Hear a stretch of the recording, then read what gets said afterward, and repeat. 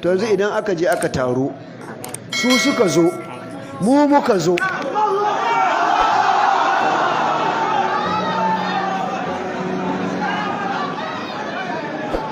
daga yau ku tsaya ku kai daga yau muna sanarwa da kowa ba mu yarda malamin mu ya muƙabala da kowa ba zai ba. To alhamdulillah sunana Mustapha Baba Ilela, shugaban hukumar shari'ar musulunci ta jihar Bauchi, wato Bauchi State Shari'a Commission. To ga rahotanni da muka samu cewa kun dage muƙabala da aka shiga gabatarwa a gobe Asabar, za mu so mu ji karin haske a kai. To alhamdulillah mun shirya lallai za a yi zama da wani malami a nan garin Bauchi suna Malam Idris Abdulaziz dangane da wani kalmomi da ya faɗa, to kalman karshe sai ya zama ya yi al'ummar musulmi zafi, musamman wa'inda masoya manzon Allah sallallahu alaihi wasallam. To na kalman ya sa daga hankali sosai a cikin wajen gari, wannan ya sa aka kira zama na musamman da shi kuma tare da malamai don a zo a zauna a tattauna da shi a ankar da shi muni waɗannan kalmomi da ya ambata, ya ko dai yadda da munin su ko kuma babu wani batun kariya da za a ce wannan kalma da tunda kalmomi ne waɗanda wuya su dauki tawili. To wannan ya sababa muka yi shirye-shirye domin a yi gobe, amma saboda wasu abubuwa da muka yana da kyau mu samu mu kammala su mu tanada su, da muka ce za mu daga daga baya insha Allah za mu yi wannan zama din da Allah ta'ala. Wasu na cewa wannan mataki na kuna da alaka da janyewa da wasu bangaren malamai suka yi daga shi wannan zama, me gaskiyar haka? Har ga Allah ai komai mutum zai yi ya fi da hakikan abin da shi abu kwata-kwata wannan tun ma kafin wani bangare wa'inda da su aka shirya su ce sun janye, tun ma kafin su ce sun janye muka yanke division din cewa lalle za mu daga yin wannan zama da dakar kudin takardar su da suka kawo mana na sun janye lokacin mu riga mu rubuta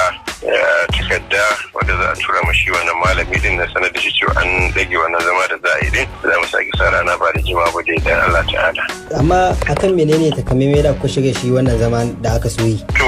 alhamdulillah dama shi wannan zama mun shirya shi ne sakamakon wata ibara wato wata jumla da shi Malam Idris ya faɗa a cikin bayanin yana kokarin kore istigasa da isti'ana, neman taimako ko neman agaji ba a yi a wajen kowa sai Allah tabaraka wa ta'ala.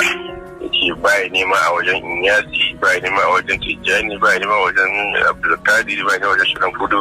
To sai ce kai ko manzon wa iyaz billah, kai ko manzon Allah ma ba ma neman taimako a wajensa, ko manzon Allah ba ma bukatan taimakon sa wa iyaz billah. To kaga wannan wata jumla ce wacce take ba za ta dauki wani tawili ba. Malamai suke fasa suka ce wannan jumla akwai ihana ga Annabi sallallahu alaihi wasallam, akwai kaskantawa ga Annabi sallallahu alaihi wasallam, akwai kuma abin da kira su'ul adabi. Wannan ya sababa ya kamata a neme shi ya zo yi bayani a tattare da wannan jumla nasa. Wancan jumla su ta karshe muke maka mutum istigasa da isti'ana, wannan a wajen Allah ake nema, ko ko batun tawassuli ko a ce bijahin nabi, wani abu ne wanda shike muhallin nizaya wajen malam, ba shi muke magana ba. To jama'a wasu masu goyon baya suka dauka muna magana ne gaba daya akan istigasa da isti'ana, wanda kuma shi ba shine muhallin da muke magana ba. Shi yasa a cikin takardar da muka aika masa muka fito koro cewa ga abin da ake bukatar a tattauna da shi. Da ake bukatar a tattauna da shi shine wannan jumlar sa na karshe yake cewa shi ko manzon Allah sallallahu alaihi wasallam ba sa bukatan taimako a wajensa. To wannan jumla din shine dauki hankalin malamai da sauran almajirai cewa lallai dole a neme shi da zai bayani, saboda a ce abin da kira su'ul arabi, kuma ihana wato kaskantawa ga Annabi sallallahu alaihi wasallam da kuma mulanta ladabi wanda bai dace ya fito innan kalmomi ba. Suna da muhalli da malamai suke bayani a cikin littattafa da dama da ke bayar da hukukun Mustafa irin su Qadi Iyal da sauransu. Shi ne muke so a zo a zauna da shi da malamai don a tabbatar da ainihin gaskiya. Me za ka faɗa wa al'ummar musulmi na jihar Bauchi da kuma sauran sassa da suke kasa idanu? To Allah ya hada abin da muke kira wa musulmai shine a kullum su zamo masu karban tacaccen ilimi. Abinda in nace a karbi tacaccen ilimi an fahimci me nake nufi, kuma a ƙara sanin hakokin manzon Allah sallallahu alaihi wasallam, a so shi so ta gaskiya, so ta hakika, a bi shi bi ta sunan gaske, ba ta riyawa a baki ba. Wannan shi ne babban kiran da muke sannan kuma a kullum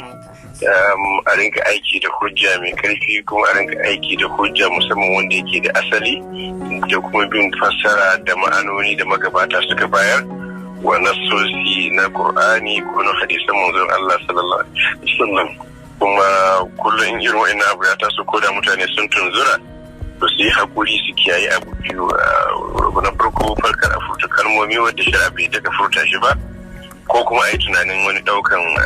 mataki, ma'ana ɗaukan hukunci a hannu. Wannan ba daidai ba ne, ba zai haifar da ɗa mai ido ba. Wannan shi ne babban kiran da muke yi ga al'ummar musulmai duka na garin Bauchi da ma na wajen Bauchi duka insha